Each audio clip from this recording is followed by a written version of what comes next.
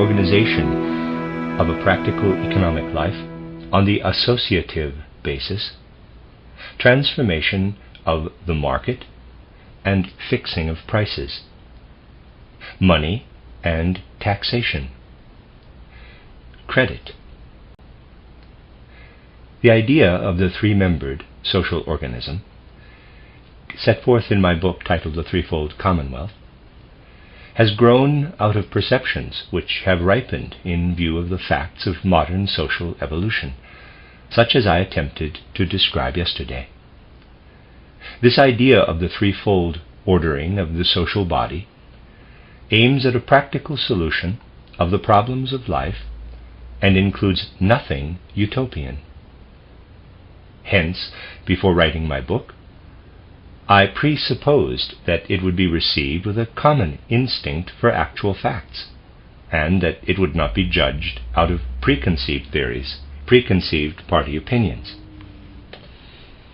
If what I said yesterday be correct, and it is correct undoubtedly, namely that the social facts in the conditions of human life have grown so complicated that it is extremely difficult to survey them, a new method of dealing with the matters under discussion today will be necessary in order to enkindle the general social purpose. In view of this complexity of facts, it is only too comprehensible that there should be, for the time being, no understanding of the economic phenomena, except of such as have come within the experience of individual people. But everything of this nature is dependent upon the whole of economic life, and at the present time not only on the economic life of one country, but on that of the entire world. The individual human being will have, quite naturally and comprehensively, to judge the needs of world economy from the experience of his own immediate circle. He will, of course, go astray. Anyone who knows the demands of thought that are in line with strict reality knows also how important it is to approach the phenomena of the world with a certain amount of instinct for the truth in order to gain fundamental facts of knowledge. Such facts play the same part in life as fundamental truths in the knowledge gained at school. Were we to try to acquaint ourselves with the whole of economic life in all its details, and from it to draw our conclusions concerning the social purpose, we should never come to an end. In fact, we should just as unlikely come to an end as we would were we compelled to review all the details, let us say, of the application of the Pythagorean theorem in the technical field in order to recognize the truth of that theorem. We accept the truths of the Pythagorean theorem through certain inner thought connections with it, and then we know that wherever it can be applied it must hold good. It is also possible to wrestle with the facts of social knowledge until certain fundamental facts reveal themselves as truths to our consciousness by their inner nature. Our own sense of truth will then enable us to apply these facts everywhere as the occasion demands. In this way, I should like my book, titled The Threefold Commonwealth, to be understood out of its own inner nature, out of the inner nature of the social conditions described. Emphatically, the whole idea of the three-membered social organism should be so understood. But I will particularly endeavor in these lectures to show that certain phenomena of social life give force to the conclusions arising from the idea of the threefold membering of the social organism. This idea is a result of the necessities of the present day and of the near future of humanity. I will also show how these confirmations may be arrived at. But first, it will be necessary to recall to you, as an introduction to my subject for today, the fundamental idea of the threefold membering of the social order. We have seen that our social life has three principal roots or members, from which spring its demands. In other words, that it is a question of culture, of state, law, politics, and of economics. Anyone who studies modern evolution will find that these three elements of life, cultural, political, and economic, have intermingled gradually until they now form a chaotic whole. And out of the amalgamation of these three elements, the present evils of society have arisen. If we thoroughly understand this, and these lectures are intended to help us do so, we shall find that the direction evolution must take in the future will be the ordering of public life and of the social organism, so that there will be an independent cultural life, especially as regards general culture, education, and teaching, an independent political legal body, and a completely independent economic body. At present, a single administrative body embraces these three elements of life in our states, and when a three-membering is mentioned, it is always misunderstood. It is taken to mean that an independent administration is demanded for the cultural life, another for the political life, and a third for the economic body, three parliaments instead of one. This is a complete misunderstanding of the threefold order, for that idea embodies the determination to do full justice to those demands which have shown themselves in the unfolding of history. Those demands, three in number, have come to be regarded as party cries, but if we look for their true meaning, we shall find that there is an authentic historical impulse contained in them. These three demands contain the impulse of liberty in human life, the impulse toward democracy, and the impulse toward a social form of community. But if these three demands are taken seriously, they cannot be mixed up together like under a single administration, because the one must always interfere with the other. If the cry for democracy has any real meaning at all, everyone must acknowledge that it can only flourish in a representative body or parliament, where every single man and woman of full age, being placed on an equality with his fellows, with every other adult in the democratic state, can make decisions from his own judgment. Now, according to the idea of the threefold membering of the social body, there is a great region of life, that of law and equity, the state and politics, in which every adult has the right, out of his own democratic consciousness, to make himself heard.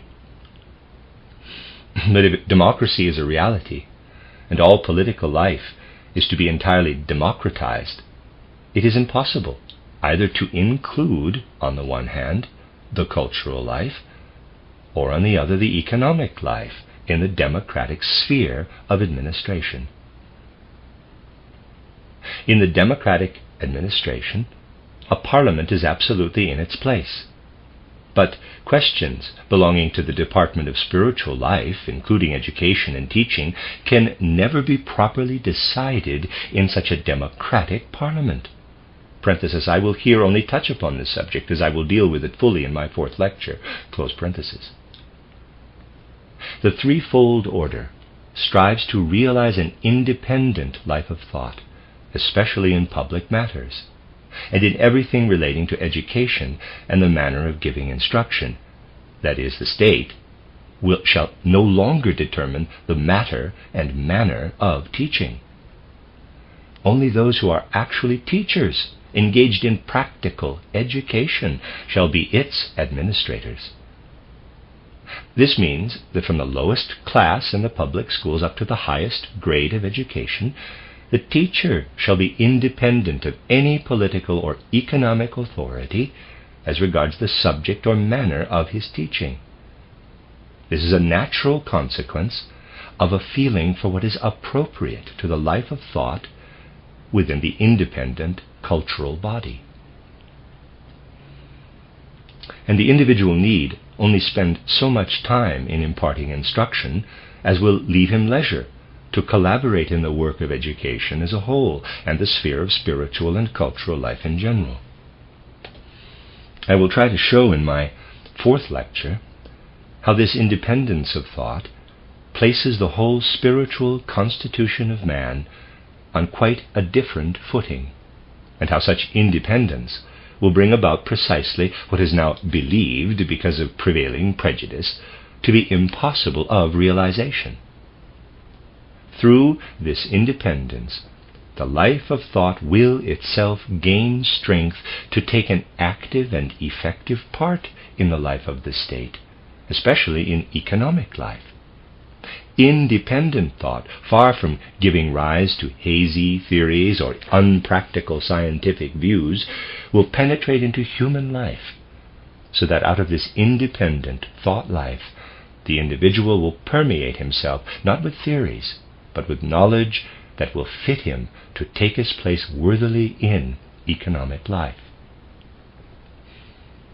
Because of its independence, the intellectual life will become practical, so that it may be said, practical and applied knowledge will rule in the cultural sphere. Not that the opinion of every adult person capable of forming a judgment will be authoritative. Parliamentary administration must be deprived of all authority over the cultural body. Whoever believes that it is intended that a democratic parliament should again rule here quite misunderstands the impulse for bringing into existence the social organism consisting of 3 members. The same holds good in the economic sphere. The economic life has its own roots and must be governed in accordance with the conditions of its own nature. The manner in which business is carried on cannot be allowed to be judged democratically by every grown-up person, but only by someone who is engaged in some branch of economic life, who is capable in his branch and knows the links that connect his own branch with others. Special knowledge and special capacity are the only guarantees of fruitful work in economic life. Economic life, therefore, will have to be detached on the one hand from the political and on the other from the cultural body. It must be placed upon its own basis. This is just what is most of all misunderstood by socialist thinkers of today. Such thinkers conceive of some form of economic life whereby certain social evils shall cease in the future. We have seen, as it is easy to see, that under the private capitalist order of the last few centuries, certain evils have arisen. The evils are evident enough. How do people judge them? It is said, in the private capitalist order, which is the cause of these evils, these will disappear as soon as we get rid of the system, when we replace it by the communal system. All the evils that have arisen are caused by the fact that the means of production are in the hands of individual owners. When this private ownership is no longer permitted, and the community is in control of the means of production, the evils will cease. Now it may be said, socialist thinkers have acquired certain isolated facts of knowledge, and it is interesting to see how those isolated facts already have their effect in socialist circles. People are already saying that the means of production, or capital, which is its equivalent, should be communally administered. We have seen, however, to what state control of certain means of production has led, for instance, of European post offices, European railways, and so forth.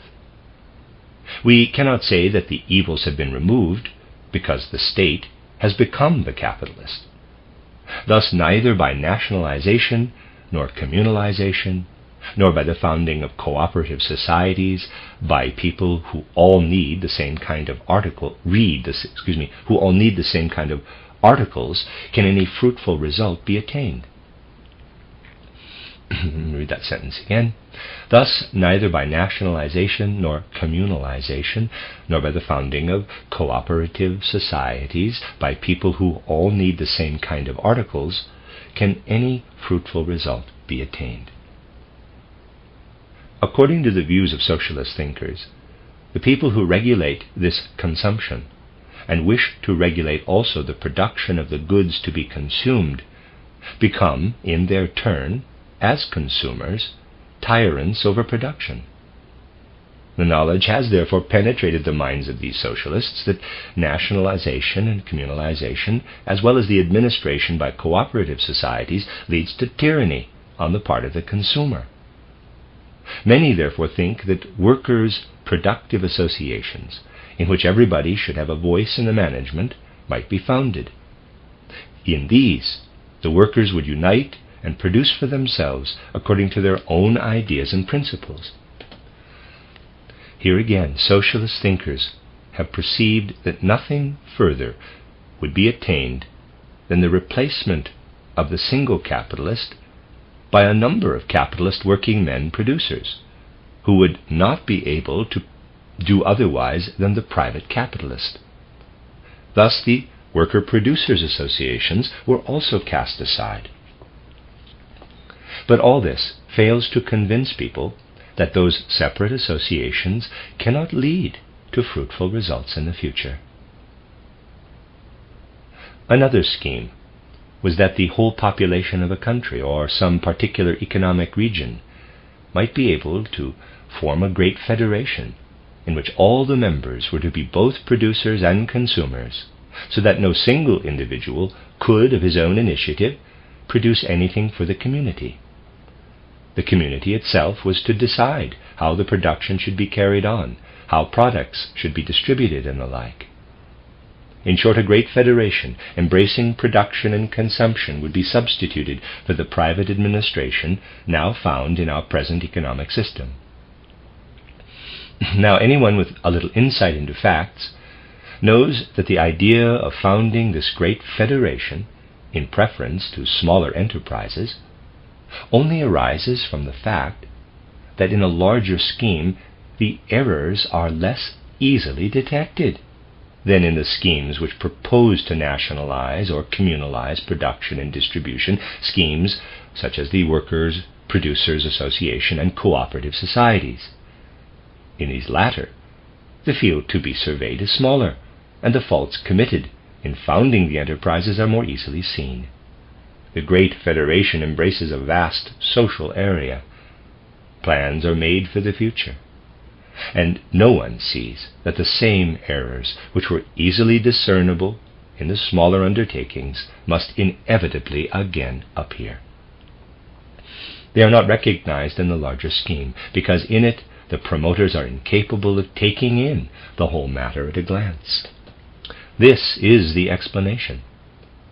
And we must understand where the fundamental error in this kind of thought lies, an error which leads to the foundation of a great federation in which certain persons presume to take the whole administration of the entire production and consumption into their own hands.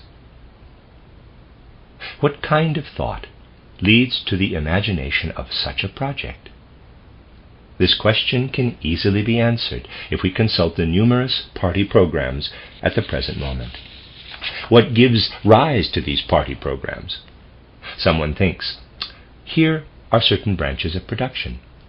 These must be managed by the community.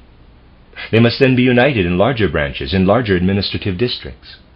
Then there must be some kind of central management over the whole, and above all those, a central board to control the whole consumption and production. What kind of thoughts and representations underlie such an economic scheme as this? Exactly those which are applicable to the political life of modern times. Those who today announce their economic programs have mostly had a purely political training. They have taken part in electioneering campaigns. They know what is expected of them when they are returned to Parliament and have to represent their constituents. They are experienced in official and political life. They know the whole routine of political administration, and see no reason why it should not be adapted to economic affairs. In a word, economic administration must be altogether modeled on political life. What we are now so terribly in need of is to see for ourselves that the whole of this routine work plastered onto the economic system is something absolutely foreign to its nature. But by far, the greater number of persons who now talk of reform or even of a revolution in economic life are, as a matter of fact, mere politicians who persist in thinking that what they have learned in politics can be applied in the management of economic affairs. A healthy condition of the economic system can, however, only prevail if that system be considered by itself and built up out of its own conditions. What do these political reformers of the economic system want to bring about? They demand nothing less than that this hierarchy of the central management shall determine what is to be produced, and how production is to be carried on, and the whole manner and process of production brought under the control of the administrative offices. They demand that those persons who are to take part in the work of production shall be engaged and appointed to their places by the central office, and that the distribution of raw material to the different works shall be effected by the central office. The entire production would therefore be subject to a kind of hierarchy of political administrators. And this is really typical of what is aimed at today in the greater part of the patent schemes for the reform of the economic system. The would-be reformers do not see that these measures would leave the economic system just where it is now. They would not remove its evils. On the contrary, they would immeasurably increase them. The reformers see clearly that nationalization, communalization, cooperative societies, worker-producers associations are all alike useless. But what they do not see is that by their program they would only transfer to the communal administration of the means of production the very powers to which they object so severely in the private capitalist system. It is this above all which really must be understood today. People must see that such measures and such institutions as those described will of a certainty bring about the conditions we see only too plainly in Eastern Europe today. There, certain individuals were able to carry out these ideas of economic reform and to realize them. People who are willing to learn from facts might see from the fate that threatens Eastern Europe how these measures themselves lead ad absurdum. If people were less dogmatic in their ideas and were willing to learn from actual events, nobody would think of saying that the failure of the economic socialization of Hungary was caused by some unimportant factor or other. They would try to find out why it was bound to fail, and then they would be convinced that every such scheme of socialization can only bring destruction and cannot create anything fruitful for the future. But for vast numbers of people, it is still very difficult to learn from facts in this way. This is best seen in things that are really often treated by socialist thinkers as of secondary importance. They say, it is true that modern economic life has been transformed by modern technical science. But if they were to carry this train of thought further, they would have to recognize the relationship between modern technical science and specialized knowledge and expert skill. They could not help seeing how modern technical science everywhere intervenes in industrialism. But they refuse to see it. So they say, in parenthesis, they will have nothing to do with technical science and the processes of production. It can take care of itself. They only wish to occupy themselves with the manner in which those who are engaged in production processes live socially, what sort of social life they lead. But if people will only open their eyes to facts, nothing can be more evident than the immense importance of the part directly played by technical science in economic affairs. One example, a really typical one, may be given here.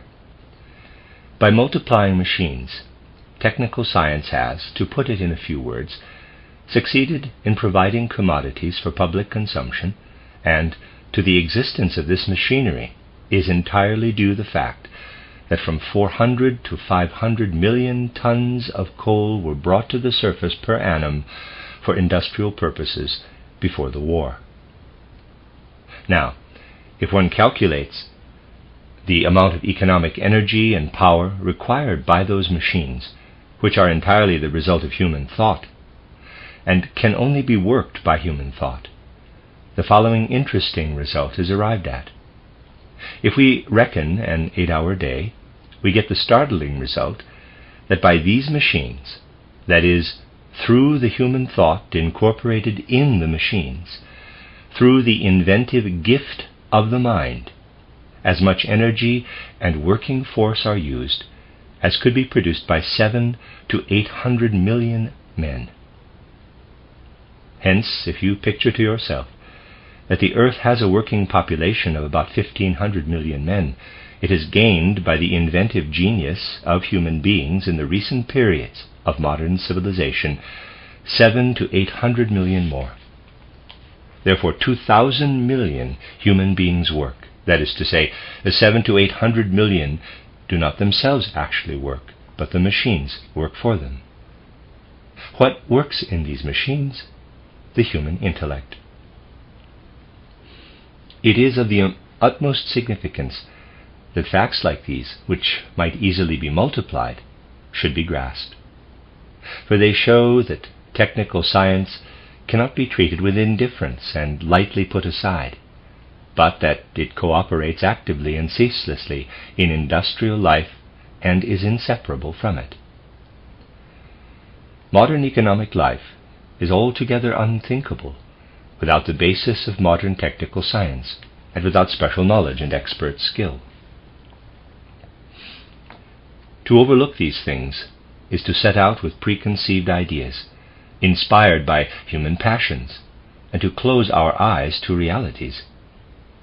The idea of the threefold order of the social body is honest in its endeavors to solve the social problem. For that reason, its standpoint cannot be the same as that of party leaders, with catchwords and programs. The threefold order must start from facts. Hence, taking its stand on the realities of life, it must recognize that industry, especially in our complicated life, is based on the initiative of the individual. If we try to substitute for individual initiative the abstract community at large, we give the death blow to economic life. Eastern Europe will prove this if it remains much longer under its present rule. It means extinction and death to the economic body when we deprive the individual of his initiative, which must proceed from his intellect and take part in the ordering of the means of production purely for the benefit of human society. What is the origin of the evils we see today? The modern process of production, because of its technical perfection, necessitates the initiative of the individual, and therefore necessitates that the individual shall have capital at his disposal, and that he shall be able to carry on production on his own initiative. These are the results of the recent development of humanity. And the accompanying evils, as we shall see, grow out of very different causes. If we want to know their origin, we must, in the first place, take our stand not on the company principle, not even on the great syndicate principle, but we must take our stand on the principle of association. What do we mean by taking our stand on the principle of association rather than on that of companies? We mean that whoever takes his stand on the company principle considers that all that is necessary is for individuals to join together, to confer together, and come to resolutions. Then they can control the process of production. Thus the first thing is to join together and form the company. Then from this society, from this community of human beings, to start production. The idea of the threefold social organism starts from realities. It requires, in the first place, that men should be there who can produce, who have technical knowledge and special skill. On them must depend the business of production.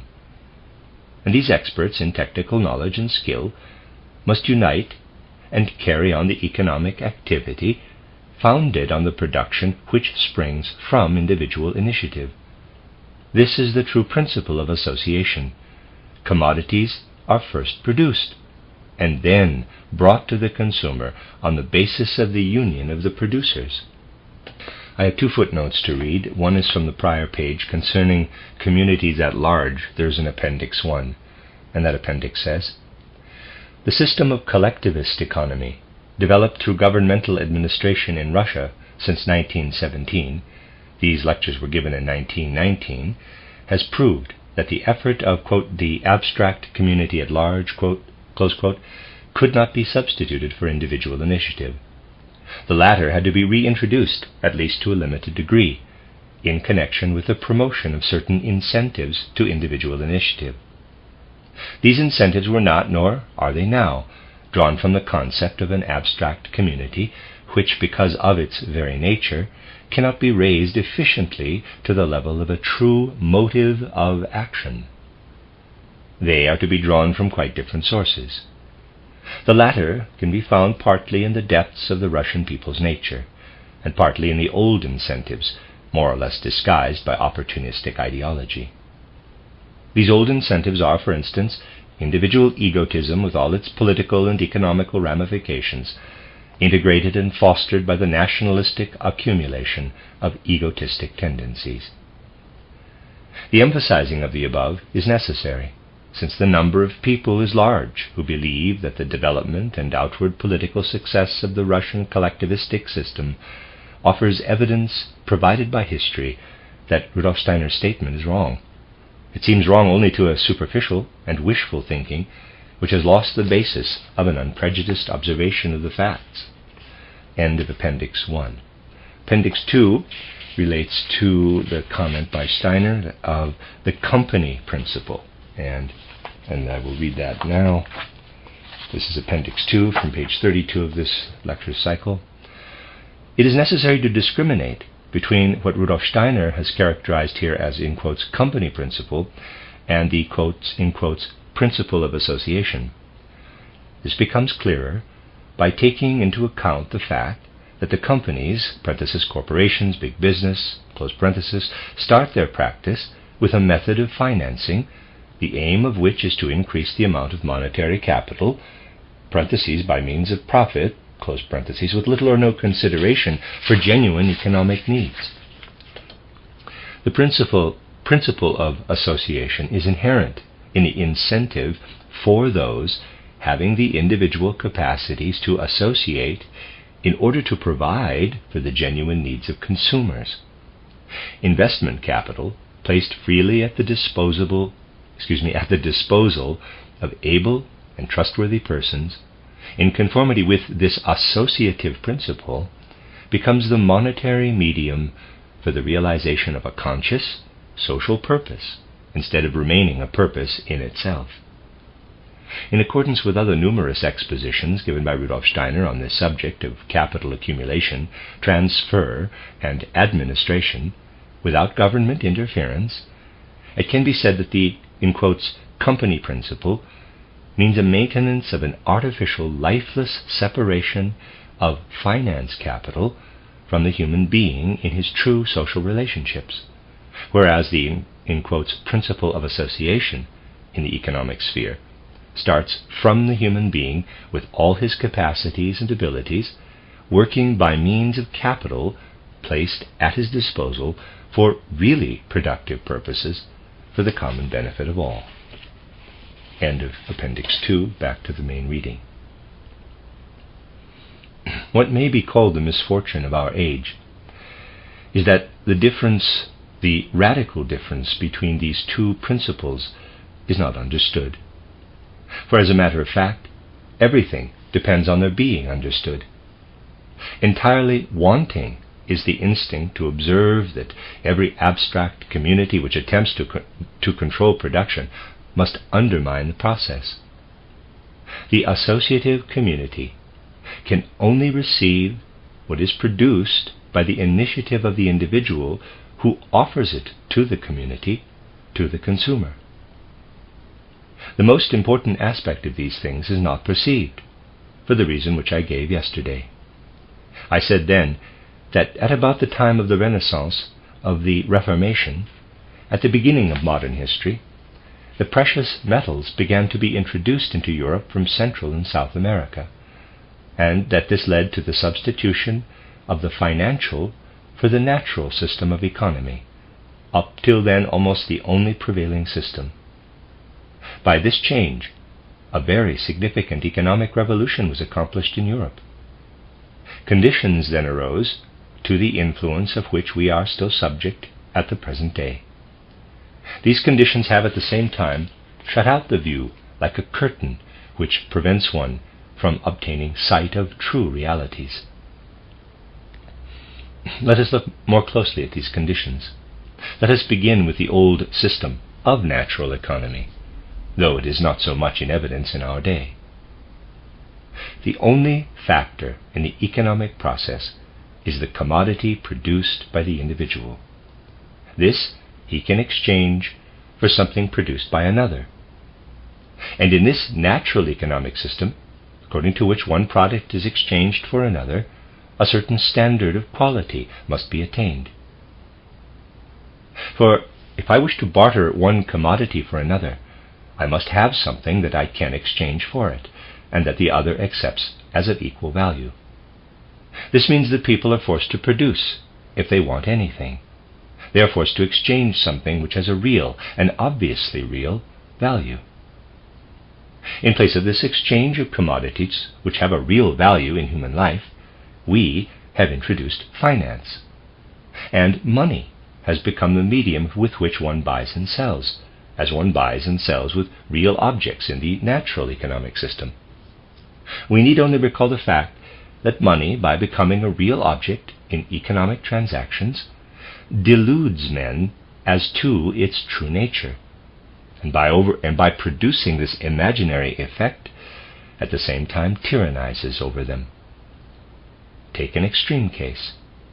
Let us assume that the credit system, which I mentioned at the close of my lecture yesterday, makes its way into the economy of finance.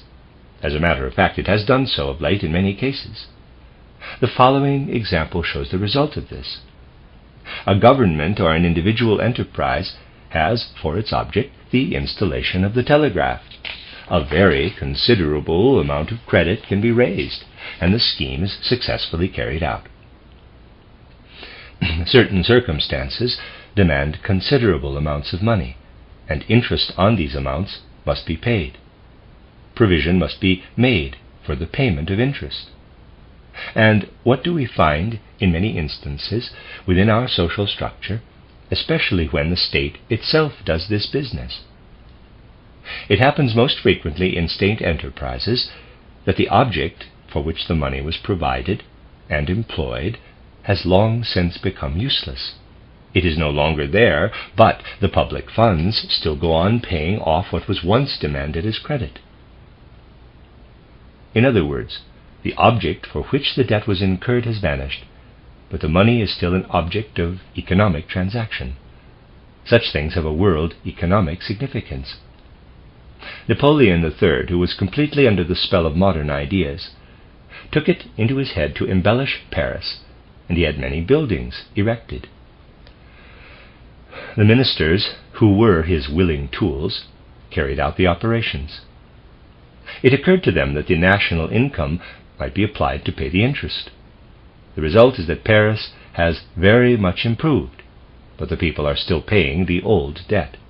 That is to say, long after the thing has ceased to have any real foundation, manipulations are still going on with the money, which has itself become an economic object.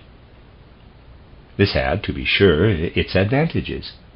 When business was carried on in the old natural system of economy, the production of commodities was necessary. These were, of course, liable to spoilage, and people had to work and to continue working so as to keep up a supply of goods. This is not necessary with money. A man gives over money, lends it, insures himself. That is, money transactions are carried on quite independently of those who produce commodities. Money emancipates man, in a certain sense, from the actual economic process, just because it becomes itself an economic process. This is extremely significant. For in the old natural economy, one individual depended on another. Men were forced to work together, to bear with one another. They had to agree on certain arrangements, otherwise the economic life could not go on. Under the financial system, the capitalist is, of course, also dependent on those who work, but he is quite a stranger to these workers. How close was the tie between consumer and producer in the old natural economy in which actual commodities were dealt with? How remote is the person who transacts business in money from those who work in order that his money may yield interest? A deep gulf has opened between one human being and another. They do not get near to each other under the financial system of economy. This is one of the first things to be considered if we wish to understand how the masses of workers, no matter whether they are intellectual or manual workers, can again be brought together with those who also make business possible by lending capital. This, however, can only be done through the principle of association, by which men will again unite with each other as men. The principle of association is a demand of social life, but a demand such as I have described it, not one resembling those that often figure in socialistic programs. What else has happened under the ever-increasing influence of modern finance? What is called human labor has become dependent upon it. The regulating of human labor in the social structure is a subject of dispute among socialists themselves, and excellent grounds can be found for and against what is said on both sides. One can understand, especially when one has learned not to think and feel about the proletariat, but to think and feel with the proletariat, one can well understand why the proletarian says that his labor power must no longer be a commodity. It must no longer be possible that on the one hand commodities are bought on the market, and on the other hand human labor is also bought on the labor market and paid for in the form of wages. That is easy to understand. It is also easy to understand that Karl Marx had many followers when he calculated that the workman produces a profit, and that he is not paid the full value of his labor, but that the profit produced by him goes to the employer. It is easy to understand that under the influence of such a theory, the workman should fight about this profit. But it is just as easy to prove, on the other hand, that wages are paid out of capital, and that modern economic life is altogether regulated by capitalism. That certain products create capital, and according to the capital created, wages are paid, labor purchased. That means wages are produced by capital. One argument can be proved as clearly as the other. It can be proved that capital is the parasite of labor. It can also be proved that wages are created by capital. In short, the opinions of either party may be defended with the same validity. This fact ought to be once for all thoroughly grasped. Then it will be understood why it is that at the present day, when people seek to attain something, they do so preferably by fighting for it, not by progressive thought and by accounting for circumstances. Work is by its nature so entirely different from commodities that it is quite impossible to pay money in the same way for goods and labor without economic injury. But people do not understand the difference. They still do not see through the economic structure, especially in this section of it. There are countless economists in our day who say, quote, if money, the currency, either coin or paper money, is increased ad lib, it loses its value, and the necessaries of life, especially the most indispensable, go up in price. Close quote. We observe this and see the folly of simply increasing the currency, for the mere increase, as anyone can see, has only the effect of raising the price of the necessaries of life. The well-known endless screw is still turning. And there is a footnote, Appendix 3, from this paragraph. This was pointed out in face of the post-war condition of European economy, which already showed inflationary tendencies, but nevertheless gave evidence of the possibility of halting them and avoiding the full-scale inflation of later years by following the expert advice given by Rudolf Steiner on many other occasions. This advice supported by every imaginable reason, fell on the deaf ears of those who were responsible. The end of the footnote. Back to the writing. But there is another thing not understood. But there is another thing not understood. As soon as labor is paid for, in the same way as commodities or products, it must happen, as a matter of course, that at that moment labor begins to fight for better and better pay, for higher and higher wages. But the money which labor receives as wages plays the same part in the determining of prices as the mere increase of the money in circulation. This ought to be understood. You may do as many of the Minister of Finance has done, and instead of increasing production and taking care to improve it, you may simply issue banknotes and increase the currency. Then there will be more money in circulation, but all commodities, especially those indispensable to life, will be dearer. People see this for themselves. Therefore they see how foolish it is simply to increase the money in circulation. But what they do not see is that all the money that is spent in order to pay labor actually has the effect of raising the price of commodities. For sound prices can only be fixed within an independent economic system. Sound prices can only be fixed when they develop in accordance with the true valuation of human activity. Therefore, the idea of the threefold order of the social organism is to detach labor completely from the economic process. It will be my task, especially tomorrow, to go into this matter in detail. Labor as labor has no place in the economic process.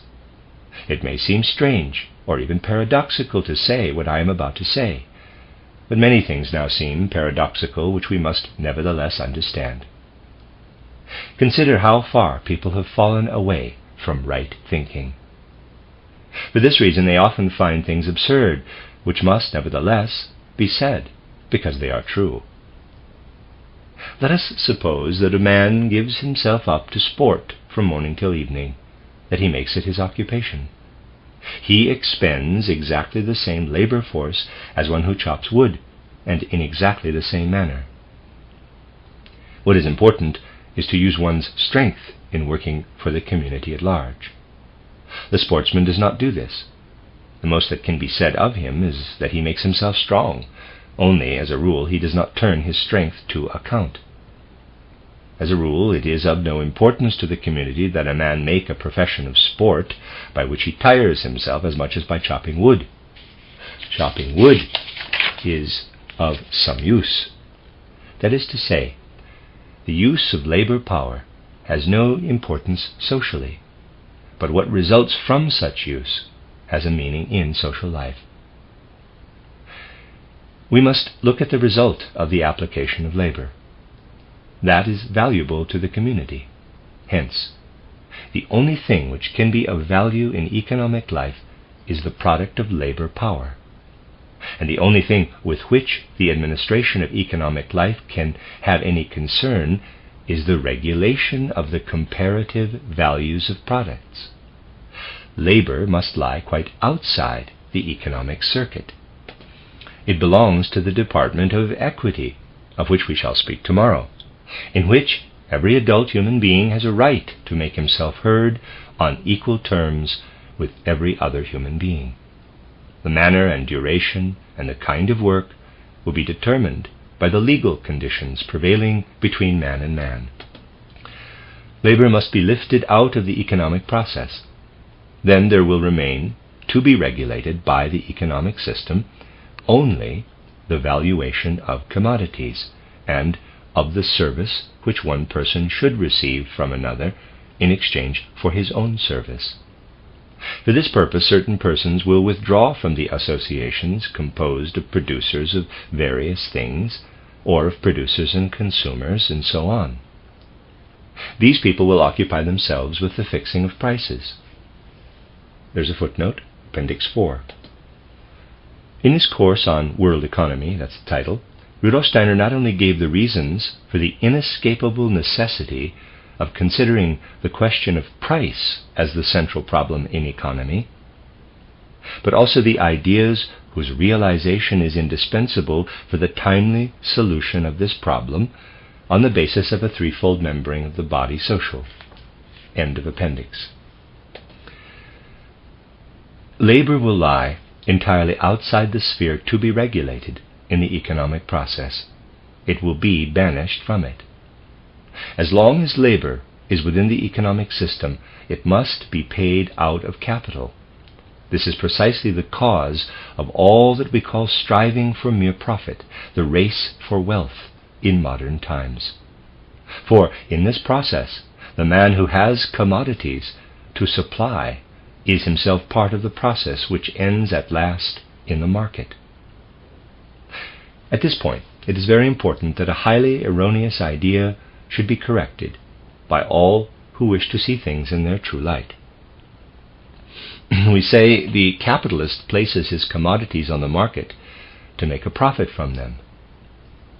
For a long time, socialist thinkers have been saying with a considerable amount of justice that the moral law has nothing whatever to do with this production, but that only economic thought is concerned with it.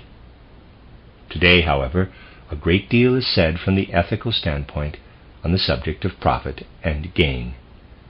Here we are going to speak neither from an ethical nor from a merely economic point of view. We speak from the point of view of the whole of human society. And the question must be asked, what is it that arises as gain or profit? It is something which plays the same role in social economy that the rising quicksilver plays in the tube of the thermometer. The rising of the quicksilver shows that the temperature has risen. We know that it is not the quicksilver that has made the room warmer, but that the increased warmth is caused by other factors. The market profit resulting from present conditions of production is only a sign that commodities can be produced which yield a profit. For I should like to know how anyone can possibly discover whether a commodity ought to be produced, if not from the fact that when it has been produced and placed on the market, it yields a profit. This is the only sign showing that one may influence the economic system by bringing out this product. The only way in which we know whether or not a commodity should be produced is that it finds a sale when placed on the market. If there is no demand for it, there is no profit in it. These are the facts, without all the rambling talk about demand and supply which we find in the theories of so many economists. The consideration that lies at the root of the matter in this sphere is that the yielding of profit is at present the one and only thing that enables a man to produce a certain commodity, because it will have a certain value in the community. The remodeling of the market, which today operates in this way, will follow as soon as a real principle of association finds a place in our social life. Then it will no longer be the impersonal supply and demand, having nothing to do with the human being, which will determine whether a commodity shall be produced or not. Then, from those associations, by the will of those working in them. Other persons will be brought in whose business it will be to find out the relation between the value of a manufactured commodity and its price. We may say that the value of a commodity does not come under consideration. It certainly gives the impulse to the demand, but the demand in our present social conditions is extremely doubtful, because there is always the question whether there are sufficient means available to make the demand possible. We may want things. If we do not possess the means to satisfy our wants, we shall not be able to create a demand. What is essential is that a connecting link be formed between human needs, which give the commodities their value, and the value itself. For the commodity which we need acquires its human value always in accordance with that need. Institutions must arise out of the social order, which form a link between the value attached to the commodities by human needs and the right prices. The prices are now fixed by the market in accordance with the known purchasing power of potential buyers. A truly social order must be guided by the fact that those who quite justifiably must have commodities must be able to pay for them. That is, the prices must fit the value of the commodities and correspond to it. Instead of the present chaotic market, there must be an arrangement by which the tyrannizing over human needs and the interference with consumption is eradicated. The methods of the worker-producers associations and the cooperative societies must cease, and research be made into the scope of consumption, and decisions reached on how consumption needs can be met. For this purpose, and following the principle of association, it will be possible to produce a supply of commodities corresponding to the needs which have been investigated. That is, arrangements must exist with persons who can study the wants of consumers. Statistics can only give the present state of affairs. They can never be authoritative about the future. The needs, for the time being, must be studied, and in accordance with these, measures must be taken to produce what is needed. When a product shows a tendency to become too dear, that is a sign that there are too few workers engaged on it. Negotiations must then be carried on with other branches of production to transfer workers from one branch to another where the need lies, in order that more of the lacking products may be supplied. If a commodity tends to become too cheap, that is to say, to earn too little profit, arrangements must be made to employ fewer workers on that particular product. This means that in the future, the satisfaction of the needs of the community will depend on the way in which men are employed in industry. The price of the product is conditional on the number of persons engaged in its production. But through these arrangements, the price will really correspond to the value attached to the commodity in question by the community in accordance with its requirements. So we see that human reason will take the place of chance, that as the result of the arrangements which will come into existence, the price will express the agreements arrived at, the contracts entered into. Thus, we shall see a revolution of the market, accomplished by the substitution of reason for the chances of the market now prevailing. We see then that as soon as we detach the economic body from the two other departments, which we shall discuss in the following lectures, when we shall also treat of the relationship of the other departments to the economic body, and of many things which must now seem difficult to understand, as soon as the economic body has been detached from the two others, the state or rights body and the spiritual or cultural body, the economic body will find itself on a sound and reasonable basis. For the only thing with which it will have to concern itself will be the manner of carrying on business. It will no longer be necessary to influence the prices of commodities by manipulating them so that these prices will determine how long or how much the people should work and what wages should be paid, and so on. The only thing that need be considered in economic life will be the relative values of commodities. In this way, economic life will be placed on a sound basis, and this sound basis must be preserved for the whole economic life. Hence, in such an economic life as this, there will be a return to a condition which has now almost ceased to exist because of the financial system in which money itself has become an object of economic business, a condition in which economic life will be re-established on its natural and worthy foundation. It will not be possible in future to carry on business by means of money and for money, for economic institutions will have to deal with the respective values of the commodities. That is to say, society will again return to goodness of quality, excellence of workmanship, and the capability of the worker. The granting of credit will no longer depend on the condition that money is available or tight, or on the degree of the risk to be taken. It will depend entirely upon the existence of men capable of starting an enterprise or of producing something. Human ability will command credit. And since human capability will condition the amount of credit to be granted, that amount can never be given in excess of human capability. If you merely give money and allow it to be used, the object to which it has been applied may long have ceased to exist, but the money is still the object of transactions. If the money is given for human capability, when that human capability comes to an end, the object for which the money is used also ceases to exist. We shall discuss this in the following lectures.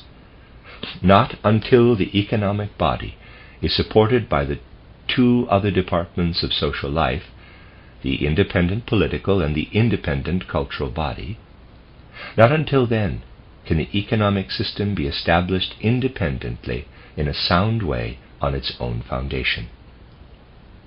But to this end, everything within the economic system must grow out of the conditions proper to itself.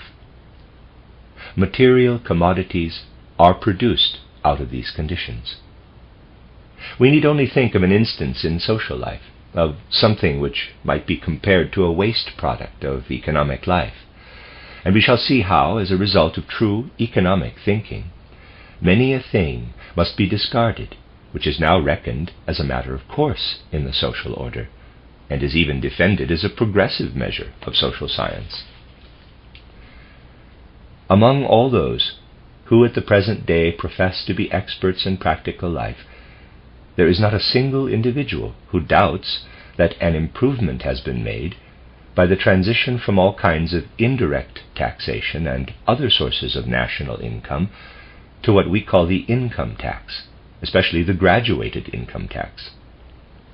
Everyone thinks it is unquestionably right to pay income tax, and yet, however paradoxical this may sound to the modern mind, the belief that the imposition of a tax on income is a just measure is only an illusion resulting from the modern financial system of economy. We earn money, we trade with it. By money, we detach ourselves from the sound productive process itself. Money is made into an abstraction, so to speak, in the economic process, just as thoughts are in the process of thought. But just as it is impossible to call up by enchantment real ideas and feelings from abstract thought, so it is, likewise, impossible to bring forth by enchantment something real from money, if that money is not merely a symbol for commodities which are produced, if it is not merely a kind of bookkeeping, a currency system of bookkeeping, in which every piece of money must represent a commodity. This subject will also be more fully discussed in the following lectures. Today, it must be stated that in a period which is only concerned with turning money into an economic object, incomes cannot escape being considered an object of taxation. But by imposing taxes, we make ourselves co-responsible with others for the whole system of financial economy.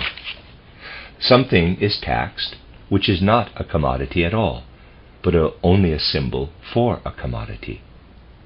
We are dealing with an abstraction from the economic life. Money only becomes a reality when it is spent for something. It then takes its place in the circuit of economic life, whether I spend it on amusement or for bodily or mental necessities, or whether I bank it to be used in the economic process.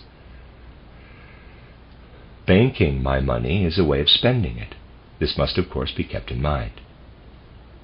But money becomes a reality in the economic process at the moment it passes out of my possession into the process of economic life. If people would reflect, they would see that it is of no use for a man to have a large income. If he hoard it, it may be his, but it is of no use in the economic process. The only thing that benefits a person is the ability to spend a great deal. In public life today, in a life fruitful of results, the ability to spend a great deal is just the sign of a large income. Hence, if a system of taxation is to be created, which constitutes a real service of the economic process to the good of the general community, instead of a parasitical growth upon it, capital must be taxed at the moment it is transferred to the economic process. And, strange to relate, income tax comes to be transformed into a tax on expenditure, which I beg you not to confound with indirect taxation.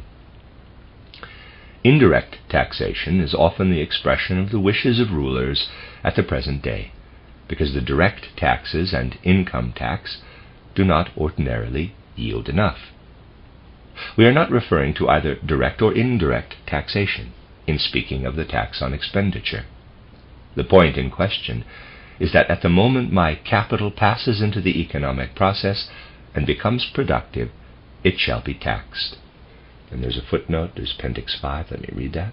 In Appendix 5, Rudolf Steiner's repeated warning that outworn habits of thinking will prove stumbling blocks to many who seek to understand his ideas refers especially to this recommendation of taxes on expenditure, preferably when applied to the investment of capital. This recommendation can only be rightly appreciated when it is borne in mind that the full realization of this tax principle demands the threefold membering of the social organism as a prerequisite.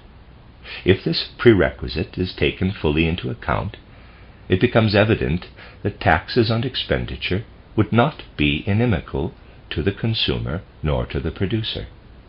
For it is presumed that the consumer enjoys a sufficient income so that when he is taxed on his expenditures he will find it fair and equitable to pay taxes, to the extent that advantage is taken of society's labor as a whole.